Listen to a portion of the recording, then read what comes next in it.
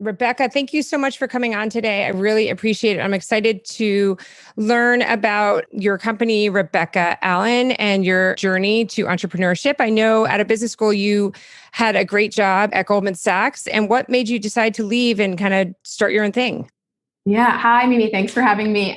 So I wore business formal or business casual every day to work, like all of my counterparts in the office. And when I was at Goldman, what I realized looking around the office was that all of my white lady colleagues wore this nude pump because it was really just the most quintessential kind of wardrobe staple. It went with everything in their closet because it just matched their leg and created this kind of seamless finish. And it was the shoe that lived under their desks. And it looked ridiculous on me as a Black woman. And, I felt more than just creating the kind of colorways that there was really an opportunity to also brand build, to hold Black and brown women at the center of a conversation. And so I set about developing the shades and thinking through the styles and all of that. And before I knew it, I had kind of gotten myself to a point where it was like, well, are you going to do it? So that was kind of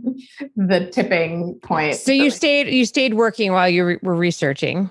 Yes. Yeah. So I was really fortunate to have some shoe kind of industry veterans as like a helpful sounding board. So I think I kind of by luck overcame a lot of the kind of early headaches in terms of, sourcing a manufacturer and prototyping and like all of that stuff where you could certainly hit a lot of roadblocks on the footwear side, but I had these little kind of shoe angels to help me guide. That's awesome. Because usually when you have people in an industry and you ask them their opinion, they're the first ones to tell you no.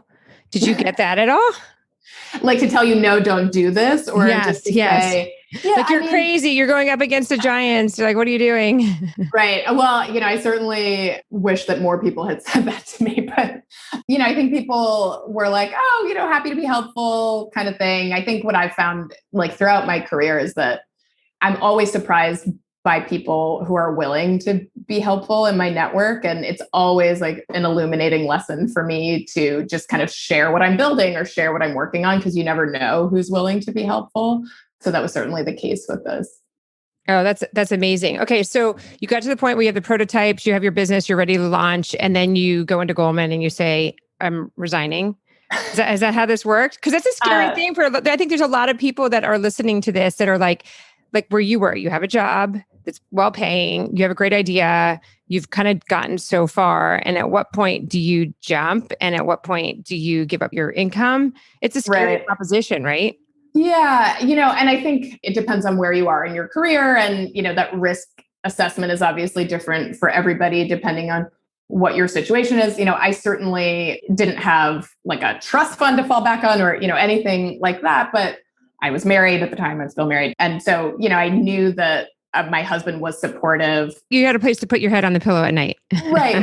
But I think I also, and I spend a lot of time like talking to people who are exploring entrepreneurship or who are like asking that question, like, when do I know if it's time, or how do I know if I'm ready to take the next step? And I think, and this might be terrible advice, but I think I kind of frame it differently than a lot of people. I think a lot of people think like, oh, well, if I go and do this and I fail, then like I will never be able to come back from that. And I think that that's very much not true, right? I think that you gain a whole new skill set, you learn a lot, you create a whole new network, right? You meet new people, and that may be what leads to your next thing. I certainly don't think that like every door kind of shuts behind you after that. And so I felt like, well, I could always go back to investment management kind of stuff, but maybe this becomes a launch pad for something that I don't even know about if it doesn't work out. So I think about it.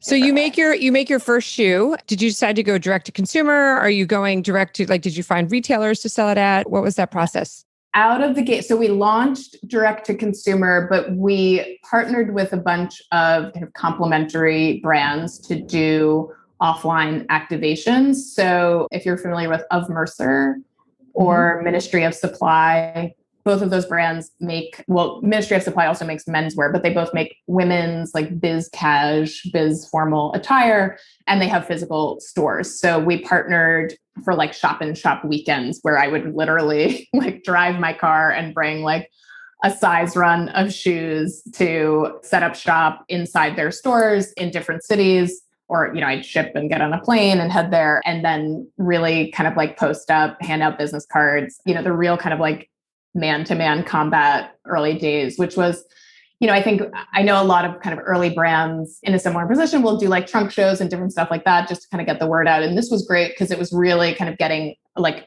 immediately breaking out of my immediate network to just like kind of meet new folks and share the story. And I think it's obviously so important to meet your customer, especially so early on. So yeah, that's so true. Now, as far as funding, because I'm sure you needed inventory to show up and sell, did you self-fund it at that point, or did you have to do a friends and family? So round? I did a friends and family, and I think realized that raising money is very hard, especially, for something that's not like venture backable, right?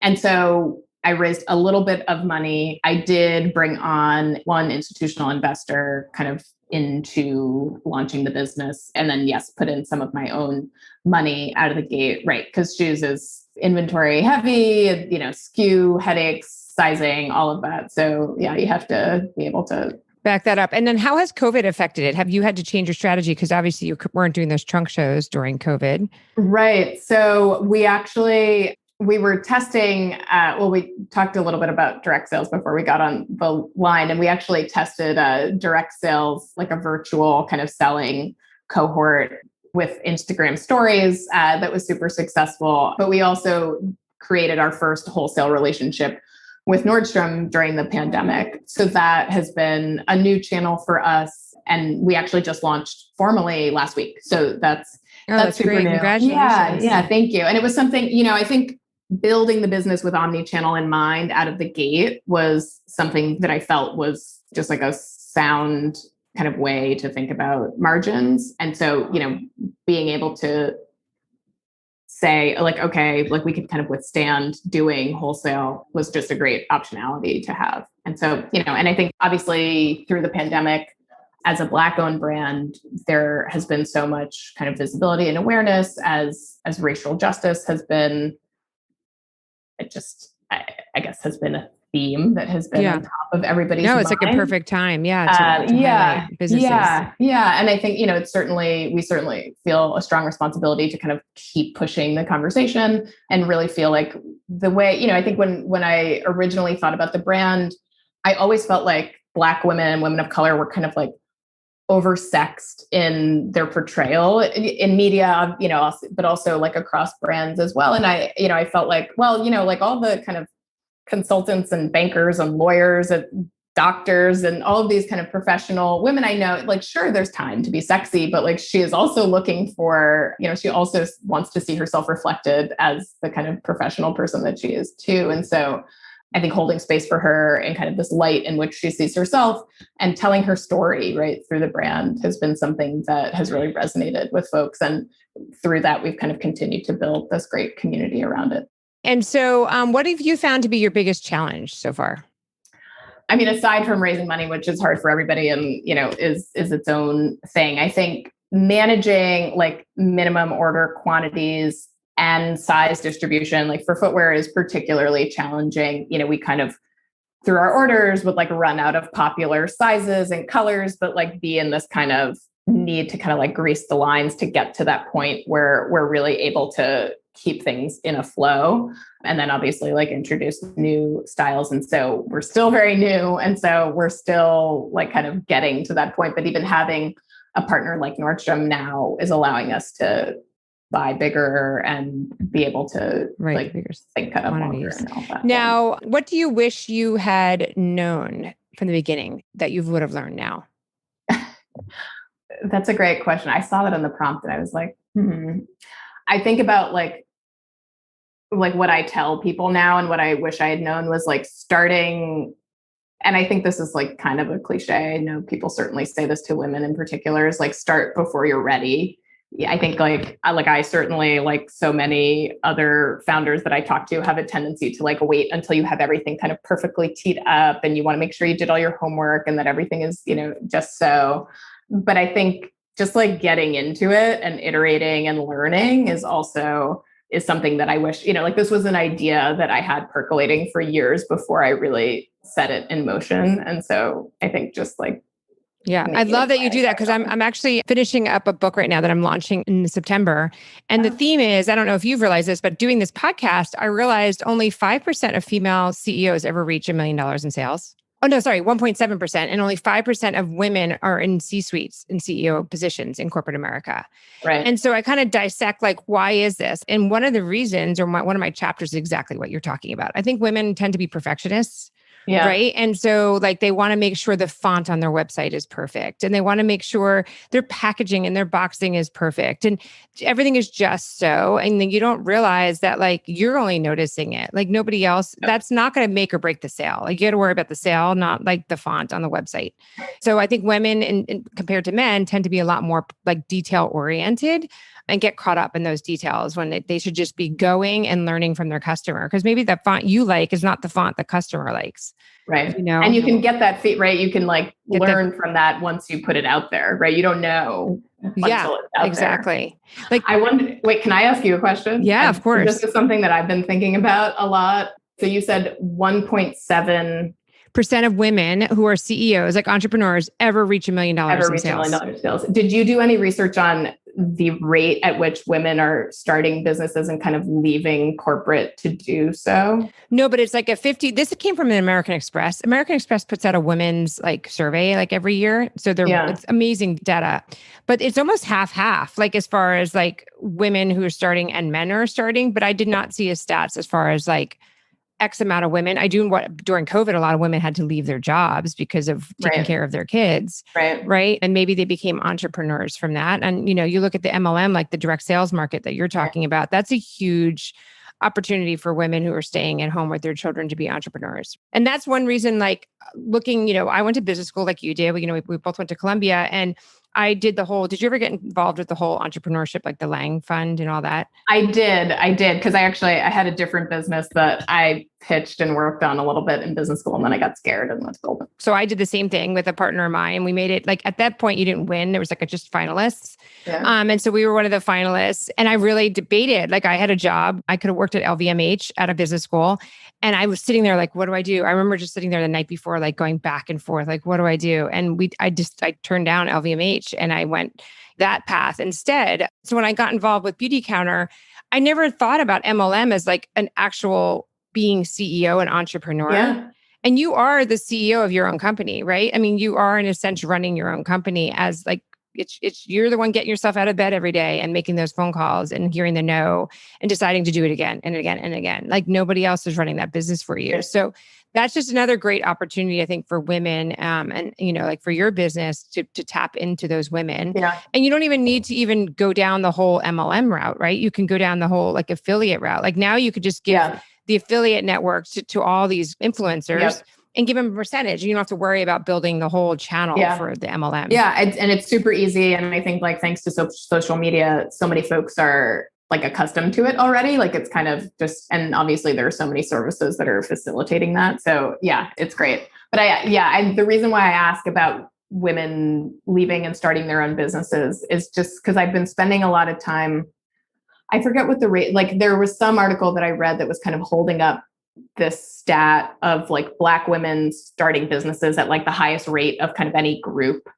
And I think that people are looking at that as like a great thing and not really thinking about the causality. And I think like, it's great that women are doing entrepreneurship and through like MLM and, other opportunities, but it's because they had to bear the cost of having like being driven out of the workforce during the pandemic, or, the kind of, I think like for a lot of women of color, they're getting pushed out because they're getting passed up for promotion, or they're like kind of under constant microaggression that is just driving them nuts, all these kind of different reasons that people leave. And so it's like, well, is it a good thing or is it a bad? Because entrepreneurship is also really hard, right? It's really hard for everybody. And you see the great looking shoes on the thing, but you don't see everything underneath it and all the like every day, like oh my gosh, like, am I going to make it? Am I going to get this offer? Am I going to be able to pay for the next inventory or whatever, right? You don't see, everyone makes it look super easy. Yeah. And you have to, right? You have to be on social, like, oh, this is awesome. You don't see the problems behind it. No, it is true. There are other reasons I think, why people are probably doing that. But then it's also, I think, easier time than ever to be your own boss and entrepreneur, right? There's so many opportunities as women and as Black women to get probably funding and financing. Like, I've had people call me and be like, do you know anybody? Like, because they're like, they need to fill board seats. They're under pressure now to fill their C-suites, their board seats. They're also going back to like that study I was talking about. It said that the returns are double for women versus men for VCs that invest in companies. Yeah. So there's actually, you get actually a better return, So if these men were listening, they would be investing in more women companies, because they probably would get a better return, because we kind of, I think, stick to it, think about the details, and probably have done a lot more research before we jumped into something. Right. Just better stewards of capital. Yeah, exactly. That's so true. That's so true. Do you have like a morning routine? Like, is there any kind of tips that you would, just kind of balancing it all and being an entrepreneur and keeping things like, do you have a big team? Do you do outsource stuff? Like, what are you doing to kind of keep everything organized and growing? Yeah. So we have a small team. We are 5, and we definitely outsource and contract stuff.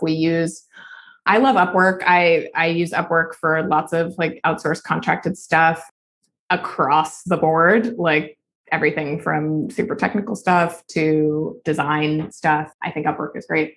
And then in terms of morning routine, so our team is decentralized. We've all continued to work from home. We had an office in Manhattan that we've actually said goodbye to. And now we've got teammates who are in California and in Tennessee. So we're kind of all over the place. I mean, my morning routine, I have a toddler, so I like to wake up before her so that I can have like a moment to myself, have a sip of coffee, read a little Bloomberg Business Week, like whatever it might be, get an exercise in, and just kind of get set for my day, like see if there's anything that is in my inbox that needs attention. And then we kind of have morning time and breakfast time and family time before our day really starts, which is nice. And I think like being able to have some quiet when nobody else is running around in my apartment is really nice. And then I have a touch base with my COO every morning where we're just kind of level setting on anything that we need to be connecting on.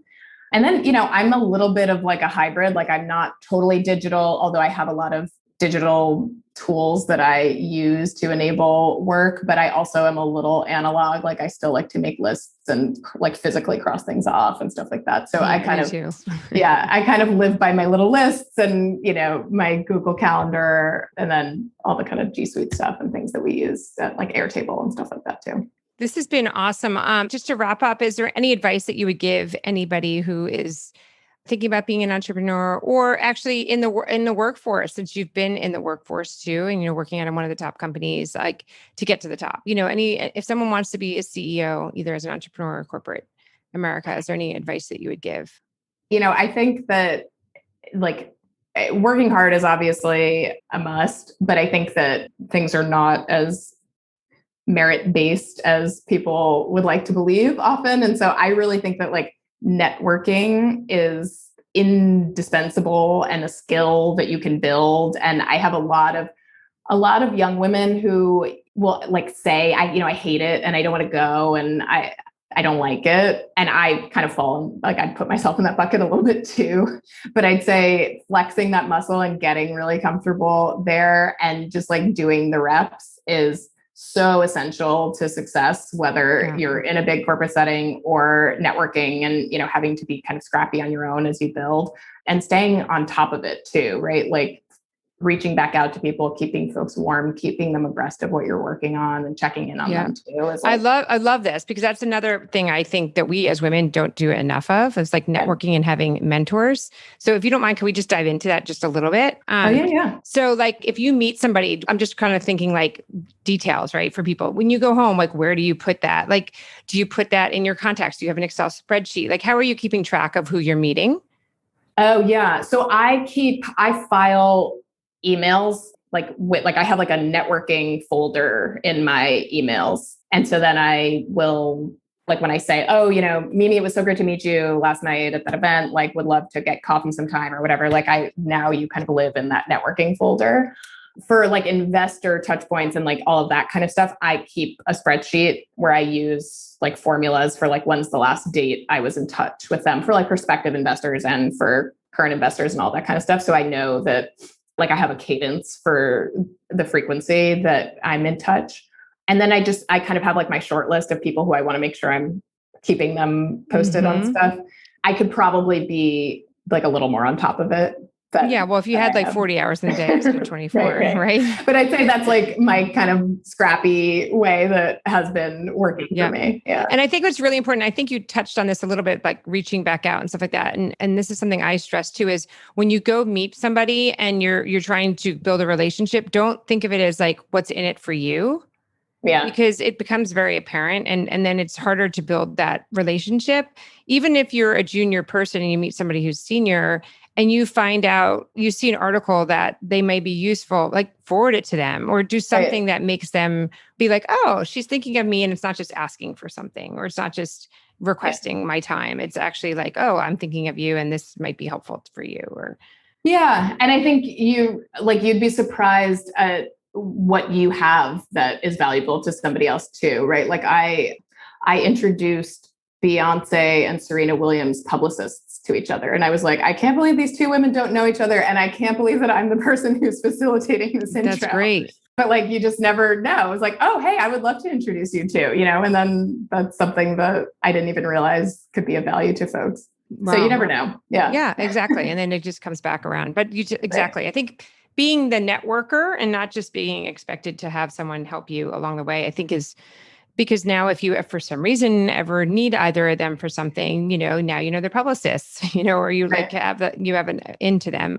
So yeah, that's great advice about the networking piece for either one, because you never know who's going to help you or be an investor in your company or whatnot. So, but this is amazing. And I wish you the best of luck. And I love the idea of your company and congratulations on getting into Nordstrom. And so for anybody who is looking to go online and to buy and look at her shoes, it's Rebecca-Allen.com. And she also has an Instagram page that you can follow. Yes. Instagram is Rebecca Allen NY. Yeah. Anything else I forgot? No, thank you so much for having me. This is great. I really enjoyed the conversation. This is awesome. Thank you.